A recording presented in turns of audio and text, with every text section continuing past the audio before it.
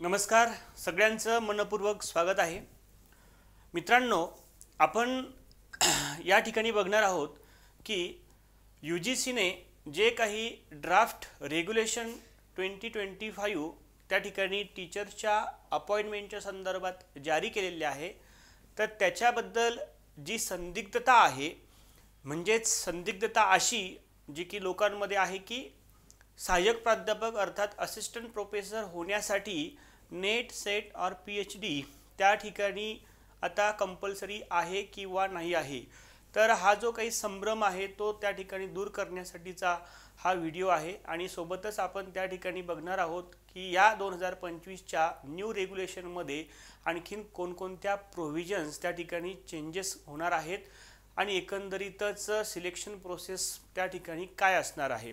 तर आपल्याला माहिती आहे की त्या ठिकाणी जर महाविद्यालयामध्ये किंवा युनिव्हर्सिटीमध्ये ॲज अ टीचर म्हणजेच त्या ठिकाणी तुम्ही असिस्टंट प्रोफेसर एंट्री लेवलला होण्यासाठी नॅशनल एलिजिबिलिटी टेस्ट ही कंडक्ट केली जाते UGCच्या NTA या बॉडीकडून. ओके.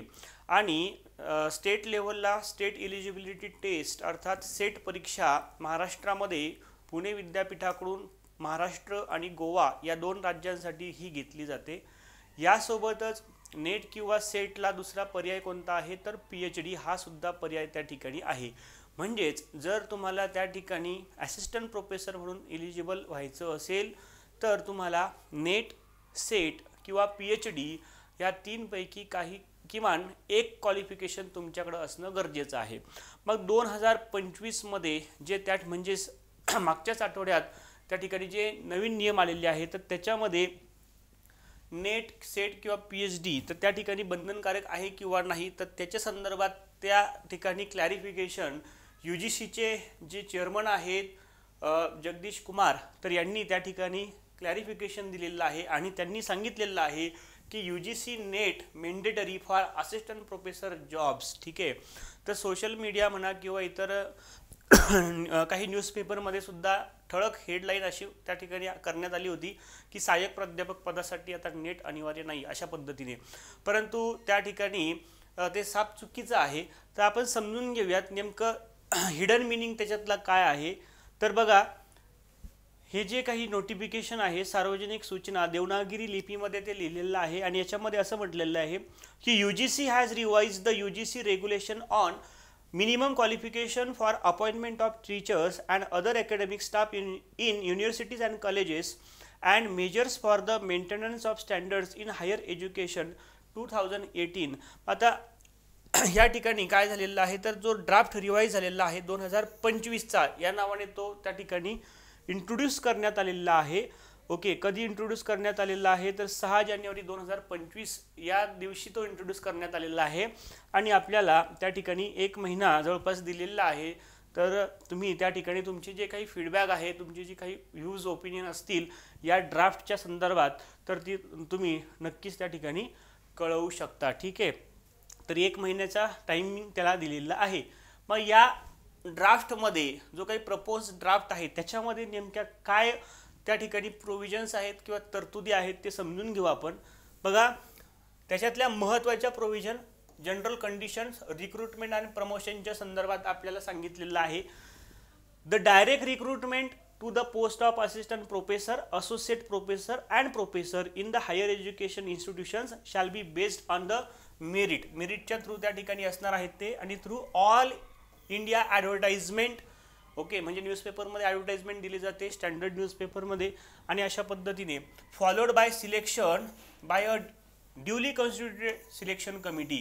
तर अशा पद्धतीने एक विद्यापीठाची एक सिलेक्शन कमिटी त्या ठिकाणी फॉर्म केली जाते. आणि त्या सिलेक्शन कमिटीला आपल्याला इंटरव्ह्यूसाठी अपियर व्हावं लागतं कमिटीच्या समोर. आणि मेरिट बेसिसला असं सिलेक्शन त्या ठिकाणी होत असतं. ही पूर्वीपासून चालत आलेली पद्धती आहे. ठीक आहे. आणि दुसरी गोष्ट त्या ठिकाणी अशीही आहे की महाराष्ट्रामध्ये जी काही भरती प्रक्रिया आहे सहाय्यक प्राध्यापक पदासाठीची तर ती MPSCच्या माध्यमातून घेण्यात यावी किंवा अशा स्वरूपाचा एखादा स्वतंत्र आयोग त्या ठिकाणी इस्टॅब्लिश करण्यात यावा असं महाराष्ट्राचे राज्यपाल माननीय श्री CP राधाकृष्णन यांनी एक प्रपोज केलं होतं आणि तशा आशयाचा जो काही ठराव आहे तो महाराष्ट्र शासनाने UGCकडे सुद्धा पाठवलेला होता. मात्र त्या ठरावाला त्या ठिकाणी काय आलेलं आहे तर नकार आलेला आहे. म्हणजे अशा पद्धतीचे स्वतंत्र आयोग किंवा वेगळ्या पद्धतीचे एंट्रन्स न घेता सिलेक्शन कमिटीच्या माध्यमातून जी प्रोसेस सुरू आहे तेच प्रोसेस त्या ठिकाणी कंटिन्यू करा असं UGCने सांगितलेलं आहे. कारण अशा पद्धतीची म्हणजे वेगळ्या पद्धतीने एखादा आयोग नेमून किंवा स्वतंत्र परीक्षा घेऊन त्या पद्धतीची प्रोव्हिजन UGCच्या अधिनियमामध्ये बसत नाही, हे कारण त्यांनी त्या ठिकाणी सांगितलेलं आहे. ओके, तर सिलेक्शन कमिटी त्या ठिकाणी असते. पुढं काय सांगितलंय, if the discipline or subject chosen. आता ही एक नवीन कंडिशन आहे बघा. इफ द डिसिप्लिन म्हणजे तुमची जी कोणता विषय असेल, कॉमर्स असेल, आर्ट्स असेल, व्हॉटेवर, ठीक आहे, और subject chosen in the 4th undergraduate program, okay, that is NCRF level 6 और post graduate program is different from the chosen discipline or subject in the PhD. The subject or discipline in which a candidate obtained PhD shall be considered eligible for the appointment as assistant professor, associate professor or professor in that discipline or subject. आणि यालाच लागून दुसरं statement सुद्धा महत्त्वाचं आहे. याच्यामध्ये असं म्हटलंय, if the discipline or subject chosen in any 4 undergraduate programs और post graduate programs is different from the chosen discipline or subject in NET or SET, the discipline or subject in which a candidate's qualified NET or SET shall be considered eligible for the appointment as assistant professor in that discipline and subject. मग आता ह्या ज्या दोन्ही काही provisions आहेत त्या आपण एकत्रित समजून घेऊया. म्हणजेच त्या ठिकाणी असं म्हटलेलं आहे, तुमचं जे काही पोस्ट ग्रॅज्युएशन झालेलं असेल, फॉर एक्झाम्पल एखाद्या स्टुडंटचं जे काही पोस्ट ग्रॅज्युएशन आहे त्याचं समजा MA इंग्लिश झालेलं आहे, एक उदाहरणार्थ आपण घेतलेलं आहे, ठीक आहे. मग MA इंग्लिश झालेलं असेल तर तो विद्यार्थी त्या ठिकाणी काय करू शकतो, आता सध्या तर तो इंग्लिश या विषयामध्ये काय करू शकतो, नेट परीक्षा देऊ शकतो अशा पद्धतीनं. परंतु आता दुसरी एक गोष्ट घेऊ, समजा आपण की ज्याचं समजा त्या ठिकाणी MCOM झाले असेल, बरोबर, MCOM झालेलं असेल परंतु MA इंग्लिश झालेलं नसेल, तरी सुद्धा MCOM झालेला विद्यार्थी आता त्या ठिकाणी इंग्लिशमध्ये काय करू शकतो, नेट किंवा सेट परीक्षा, म्हणजे इथं नेट घेऊयात आपण सध्या, नेट परीक्षा देऊ शकतो. त्याच्यामध्ये इलिजिबल तो झाला तर असिस्टंट प्रोफेसरसाठी सुद्धा तो इंग्लिश या पदासाठी अर्ज करू शकतो. ओके, मग ही प्रोव्हिजन कशासाठी लागू आहे, नेटसाठी आणि PhD साठी सुद्धा. म्हणजेच जर MCOM झालेल्या विद्यार्थ्यांना इंग्लिशमधून जर PhD केलं असेल, ओके, आणि भलेही त्याचं त्या ठिकाणी MA इंग्लिश नसेल तरी सुद्धा तो काय करू शकतो, तर MA इंग्लिशचा असिस्टंट प्रोफेसर या पदासाठी तो त्या ठिकाणी इलिजिबल ठरू शकतो. अशा पद्धतीचं हे आहे, ठीक आहे, आलं लक्षात. तर हे एक नवीन जो चेंज आहे तो त्या ठिकाणी इंट्रोड्यूस होत आहे, ठीक आहे. त्याच्यानंतर पुढे बघा, notable contribution to be considered by the selection committee for recruitment and promotion of university and colleges teachers are. मग कशा पद्धतीनं त्या ठिकाणी टीचर्सचं तुम्हाला सिलेक्शन करायचं आहे, तर बघा नोटेबल कॉन्ट्रीब्युशन लक्षात घ्यायचं आहे. महत्त्वपूर्ण जे काही की अचिव्हमेंट आहे, योगदान जे आहे, मग त्याच्यामध्ये तुम्हाला पॉईंट सांगितलेले आहे. या 9 पैकी कुठल्याही पॉईंट्स त्या ठिकाणी महत्त्वाचे ठरतात, त्याला आपण नोटेबल कॉन्ट्रीब्युशन असं म्हणू शकतो. जसं की इनोव्हेटिव्ह टीचिंग कॉन्ट्रीब्युशन असेल, इनोव्हेटिव्ह टीचिंग कॉन्ट्रीब्युशन, रिसर्च और टीचिंग लॅब डेव्हलपमेंट, त्याच्यानंतर कन्सल्टन्सी और sponsored research funding as a principal investigator और को प्रिन्सिपल इन्व्हेस्टिगेटर. चौथं आहे teaching contributions in Indian languages, ठीक आहे. तर हे सुद्धा महत्त्वाचं आहे. ज्या इंडियन लँग्वेजेस आहेत भारतीय शिक्षण प्रणालीला त्या ठिकाणी काय करत आहेत, इन्हॅन्स करण्याचा प्रयत्न होत असल्याचं आपल्याला दिसतं.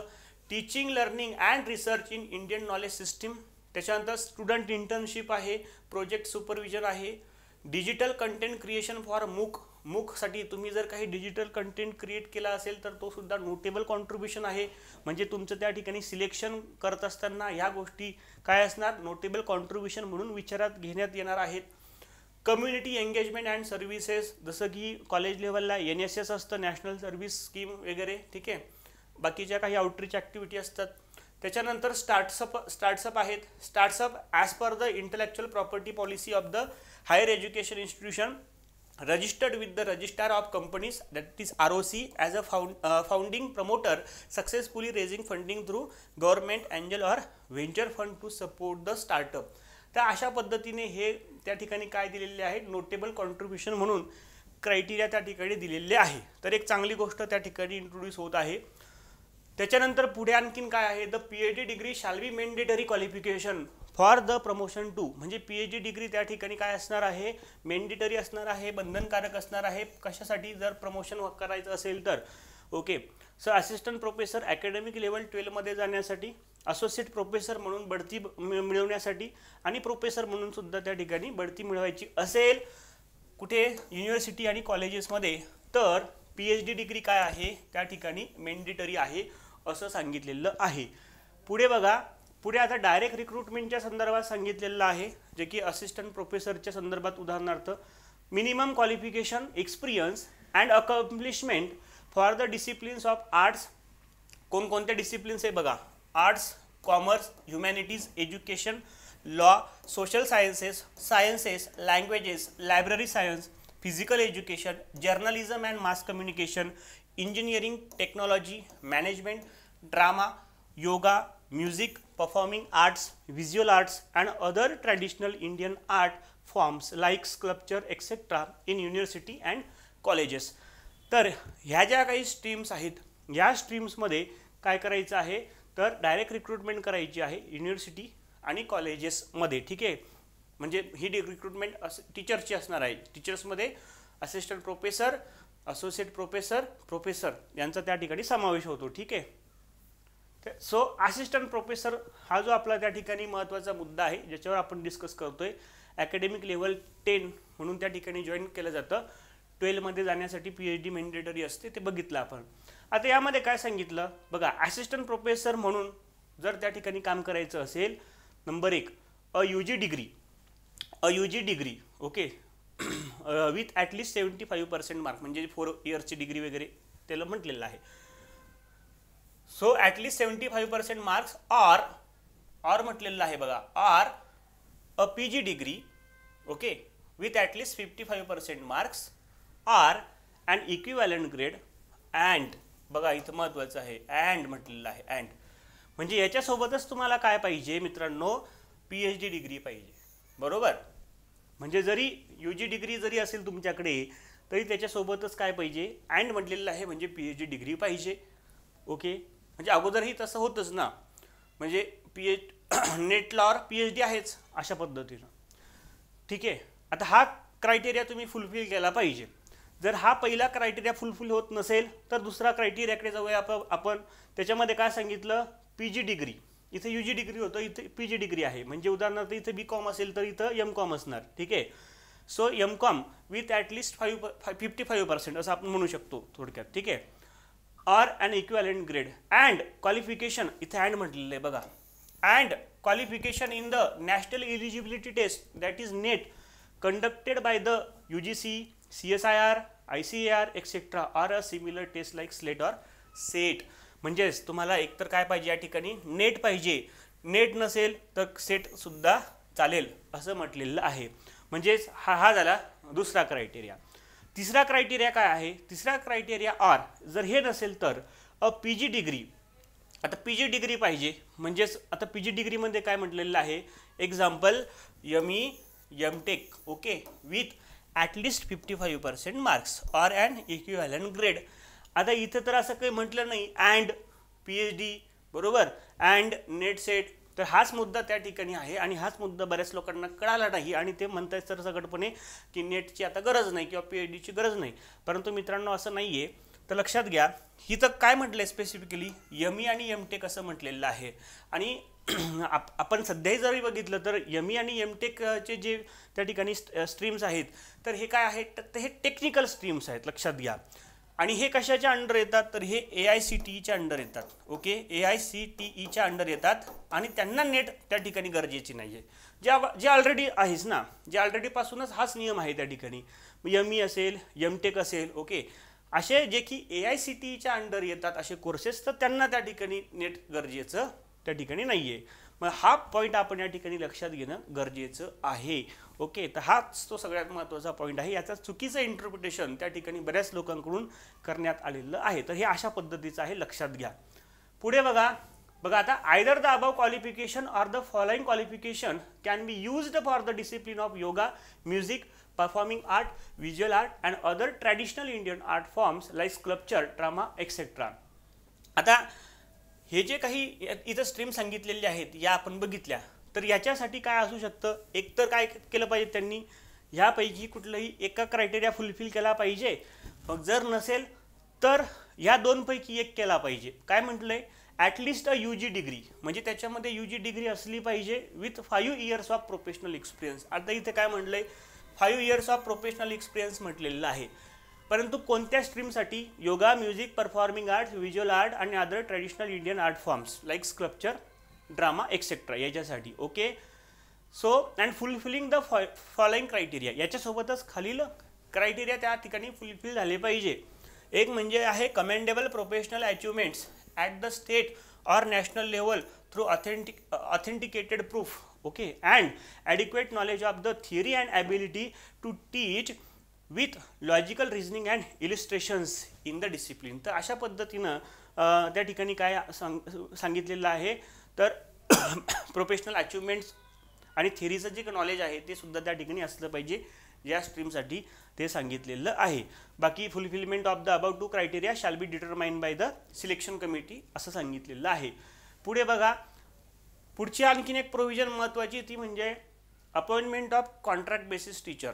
आता जे काही कॉन्ट्रॅक्ट बेसिस किंवा तासिका तत्वावर जे टीचर्स त्या ठिकाणी भरले जातात, तर त्याच्या संदर्भात काय प्रोव्हिजन केलेली आहे, the teachers may be appointed against the vacant sanctions faculty positions on a contract basis for a maximum period of 6 month. म्हणजे जास्तीत जास्त एका वेळी जास्तीत जास्त 6 महिन्याची अपॉइंटमेंट, वर्षातून एका वेळेस फक्त 6 महिन्याची अपॉइंटमेंट ते देऊ शकतात. ओके, म्हणजेच विद्यापीठ किंवा college, only when it is essential, जर गरज असेल तेव्हा. The qualification and selection procedure for the appointing them should be the same as those applicable to the regularly appointed teachers. Regular ज्या पद्धतीने टीचर अपॉइंट होतात, जसं की न्यूजपेपरमध्ये जाहिरात दिली जाते, नंतर ती सिलेक्शन कमिटी फॉर्म होते, नंतर स्क्रुटिनी वगैरे होऊन तुम्हाला इंटरव्ह्यू लेटर पाठवले जातात आणि मग तुमचं जे काही परफॉर्मन्स आहे वगैरे वगैरे. ठीक आहे, अशा पद्धतीचंच ही काय असणार आहे, तुमची सिलेक्शन प्रोसेस कॉन्ट्रॅक्ट बेसिस टीचरसाठी सुद्धा असणार आहे.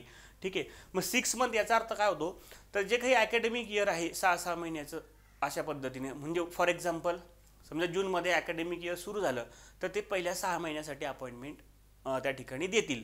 मग त्याच्यानंतर परत त्या ठिकाणी ब्रेक राहणार, परत दुसरं जे काही आपलं अकॅडमिक दुसरं सत्र जे सुरू होईल त्या अकॅडमिक इयरचं दुसरं सत्र. ठीक आहे, म्हणजे दिवाळीच्या आसपासचं जे काही सत्र सुरू होईल तिथे परत मग त्या ठिकाणी परफॉर्मन्स बघून परत 6 महिन्यासाठी ते पुढे काय करतील, अपॉइंटमेंट देऊ शकतील. मॅक्सिमम कितीसाठी, 6 महिने असं म्हटलेलं आहे, मॅक्सिमम 6 महिन्यासाठी. म्हणजे याचा अर्थ जर त्या ठिकाणी समजा 11 महिन्याची अपॉइंटमेंट द्यायची असेल, तर पहिल्यासाठी 6, दुसऱ्या सत्रासाठी 5 महिने, अशा पद्धतीनेही ते देऊ शकतात. तर अशी एक तरतूद त्याच्यामध्ये आहे. आणखीन महत्त्वाची तरतूद पेमेंटच्या संदर्भात आहे. द फिक्स टोटल इमोल्युमेंट्स, जे काही पेमेंट आहे paid to such contract teacher should not be less than the monthly gross salary of a regularly appointed assistant professor. तर ही एक चांगली गोष्ट त्या ठिकाणी प्रोव्हिजन करण्यात आलेली आहे की कॉन्ट्रॅक्ट बेसिस असलेल्या टीचरचं जे काही रेम्युनरेशन आहे ते रेग्युलर जे काही असिस्टंट प्रोफेसर आहेत त्यांच्या इतकं असावं. ठीक आहे, तर एक चांगली त्या ठिकाणी प्रोव्हिजन आहे. तर ही प्रोव्हिजन खरोखर म्हणजे सत्यात कितपत उतरते तर ते येणारा काळ सांगेल समजा. त्याच्यानंतर such appointments should not be made for more than 1 academic session and may be renewed after review for another academic session. तर ते आपण त्या ठिकाणी बघितलं. ओके, त्याच्यानंतर प्रोफेसर ऑफ प्रॅक्टिस हे जे काही पद आहे ते नव्यानं त्या ठिकाणी इंट्रोड्यूस करण्यात आलेलं आहे NEP मध्ये. तर प्रोफेसर ऑफ प्रॅक्टिस म्हणजे अशा पद्धतीचा त्या ठिकाणी प्रोफेसर असणार आहे, जे काय आहे तर ते कुठेतरी चांगल्या एखाद्या MNC मध्ये म्हणा किंवा इंडस्ट्रीमध्ये म्हणा, तर चांगल्या मोठ्या पदावर आहे, तर त्यांना ॲक्च्युअल मार्केटमधला चांगला अनुभव आहे आणि त्यांच्या त्या नॉलेजचा, प्रॅक्टिकल स्किलचा वापर त्या ठिकाणी विद्यार्थ्यांना व्हावा, बरोबर. आणि जी काही जो काही ब्रिज आहे तो ब्रिज त्या ठिकाणी असावा, म्हणजेच एज्युकेशनल इन्स्टिट्यूशन्स जे काही देतात आणि इंडस्ट्रीला जी काही नीड आहे, बरोबर, तर हे जे काही आहे याच्यामध्ये दुवा म्हणून काम प्रोफेसर ऑफ प्रॅक्टिस करतील. ठीक आहे. So higher education institutions may engage experts or professionals or practitioners from industries, other professions for teaching and research. The engagement of the professor of practice will be exclusive of the sanctioned post. The number of professor of practice in a higher education institutions at any point in time should not exceed 10%. Okay, should not exceed 10%. Maximum 10% असे लोक त्या ठिकाणी professor of practice म्हणून भरता येतील of the sanctioned post. Okay. So in a higher education institutions, the provision given in the UGC guideline for engaging professors of practice in higher education institutions shall be applicable with regard to tenure, selection procedure, duties and responsibility etc. तर professor of practice हे एक त्या ठिकाणी नव्यानं introduce करण्यात आलेलं आहे. Okay. त्याच्यानंतर पुढे आहे व्हाईस चान्सलर, जे आपले कुलगुरू आहे, तर त्यांच्या संदर्भातचे जे काही सिलेक्शन आहे, सिलेक्शनचा जो क्रायटेरिया आहे तर तो थोडासा शिथिल करण्यात आलेला आहे. अगोदर कुलगुरू म्हणून त्या ठिकाणी जर नियुक्त व्हायचं असेल तर त्यांना शैक्षणिक क्षेत्रातला शिकवण्याचा 10 वर्षाचा अनुभव त्या ठिकाणी पाहिजे होता, परंतु याच्यामध्ये थोडंसं आता शिथिल करण्यात आहे ड्राफ्टमध्ये. A distinguished person possessing high academic qualification and demonstrated administrative and leadership capabilities, strong alignment to constitutional values, strong and social commitment, belief in teamwork, pluralism, ability to work with diverse people with a flair for innovation and a global outlook in higher education, along with the overall visions of the institutions and ability to manage complex situation with a minimum of 10 year experience. Okay, म्हणजे आता या ठिकाणी काय म्हटलेलं आहे, minimum of 10 year experience, 10 years of experience as a professor in a higher education institutions, म्हणजे 10 वर्षाचा अनुभव त्यांना त्या ठिकाणी विद्यापीठामध्ये किंवा कॉलेजमध्ये ॲज अ प्रोफेसर म्हणून असला पाहिजे. दुसरी गोष्ट काय आहे, at a senior level in the reputed research or academic administrative organisation. आणि तिसरं आहे at a senior level in industry, public administration, public policy and or public sector undertakings. Okay. तर अशा पद्धतीनं या क्षेत्रामधला सुद्धा 10 वर्षाचा अनुभव त्या ठिकाणी चालेल. आता केवळ शिकवण्याचा 10 वर्षाचा अनुभव विचारात नाही घेतला तर बाकीचे जे काही ॲडमिनिस्ट्रेशन आहे, इंडस्ट्री आहे, पब्लिक ॲडमिनिस्ट्रेशन आहे, पब्लिक पॉलिसी आहे, पब्लिक सेक्टर अंडरटेकिंग्ज आहे, याच्यामधला सुद्धा त्या ठिकाणी 10 वर्षाचा अनुभव आता कुलगुरू होण्यासाठी चालू शकतो असं ड्राफ्टमध्ये म्हटलेलं आहे. With a proven track record of significant academic or scholarly contributions shall be eligible to be appointed as a vice chancellor. तर अशा पद्धतीनं VCच्या संदर्भात सुद्धा त्या ठिकाणी गाईडलाईन सांगितलेल्या आहेत. तर अशा पद्धतीनं हे होतं आपलं टीचरच्या रिक्रुटमेंटच्या संदर्भात नेमकं गाईडलाईन काय आहे, यासोबतच व्हाईस चान्सलरच्या संदर्भात नेमक्या गाईडलाईन काय आहेत आणि एकंदरीतच काय चेंजेस त्या ठिकाणी होऊ शकतात. तर विद्यार्थी मित्रांनो, लॉंग स्टोरी शॉर्ट अशी आहे की जर तुम्हाला युनिव्हर्सिटीमध्ये किंवा कॉलेजेसमध्ये ॲज अ टीचर म्हणजेच असिस्टंट प्रोफेसर म्हणून एंट्री करायची असेल तर तुम्हाला नॅशनल लेवलची NET, that is national eligibility test उत्तीर्ण असणं गरजेचं आहे. ओके. आणि नेट जर क्वालिफाईड झाला तर तुम्ही संबंध देशभर कुठेही त्या ठिकाणी शिकवू शकता.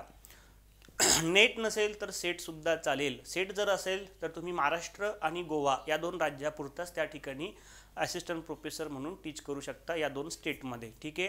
हे दोन्ही नसेल तर PhD सुद्धा चालेल. PhD असेल तरीसुद्धा तुम्ही ऑल इंडिया कुठेही त्या ठिकाणी असिस्टंट प्रोफेसर म्हणून काम करू शकता. ठीक आहे. सो जे नियम आहेत ते जुनेच आहेत, त्याच पद्धतीचे आहेत. ड्राफ्टमध्ये याच्या संदर्भात कसल्याही प्रकारचं त्या ठिकाणी बदल करण्यात आलेला नाही आहे. जो बदल केलेला होता तो आपण त्या ठिकाणी बघितलेला आहे. तर जे विद्यार्थी त्या ठिकाणी असिस्टंट प्रोफेसर म्हणून जॉईन होण्यास इच्छुक आहे किंवा काम करण्यास इच्छुक आहे तर त्यांच्यासाठी नेट किंवा सेट परीक्षा किंवा PhD या 3 पैकी किमान एक काहीतरी असणं गरजेचं आहे.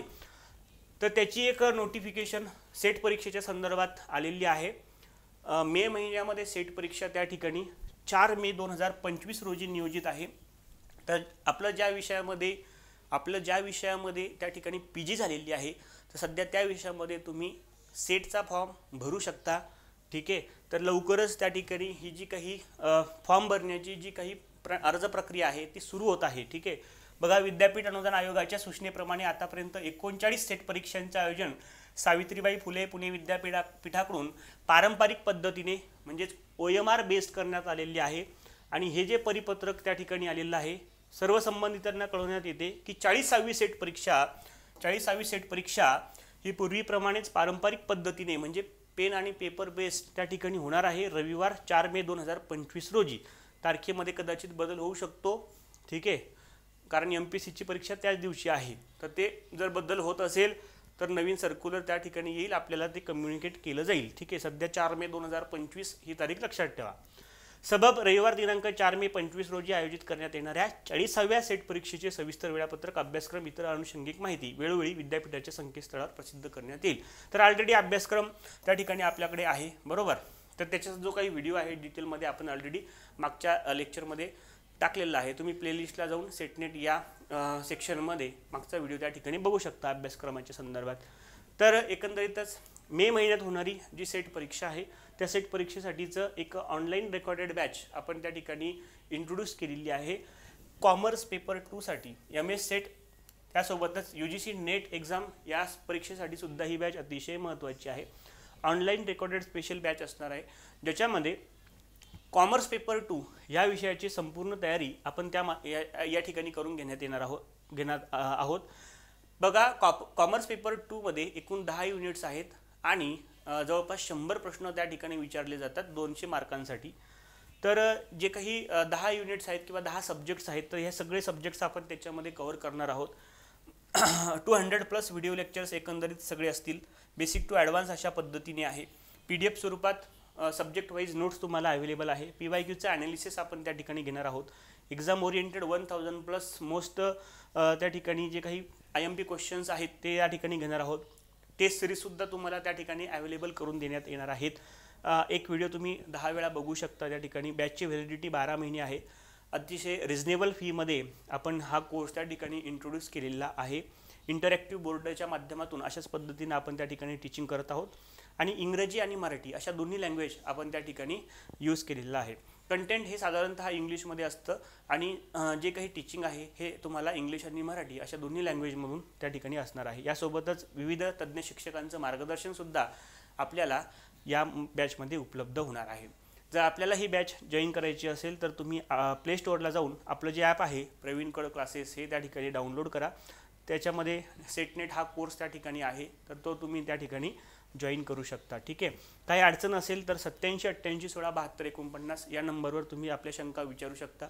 यासोबतच पेपर 1ची बॅचसुद्धा आपण लवकरच त्या ठिकाणी स्टार्ट करणार आहोत. तर पेपर 1सुद्धा ते सुद्धा आपण त्या ठिकाणी घेणार आहे. ठीक आहे. तर आय होप की तुम्हाला हा जो काही व्हिडिओ आहे या व्हिडिओच्या माध्यमातून तुमच्या मनातल्या ज्या काही शंका होत्या असिस्टंट प्रोफेसरसाठी नेट किंवा सेट परीक्षा किंवा PhD ती मॅन्डेटरी आहे किंवा नाही, तर ते नक्कीच तुमच्या सॉल्व झाल्या असतील. तर काही अजून काही शंका असतील तर तुम्ही नक्कीच कमेंट बॉक्समध्ये त्या विचारू शकता. ठीक आहे. तर इथं आपण थांबूयात आणि मे महिन्यात आपली ही सेटची परीक्षा आहे, तर चांगला अभ्यास करा. अजून आपल्या हातामध्ये 4-1 महिने तरी आहेत असं समजूयात. सो परीक्षेसाठी आणि अभ्यासासाठी सगळ्यांना मनपूर्वक शुभेच्छा. थांबूया. थँक्यू.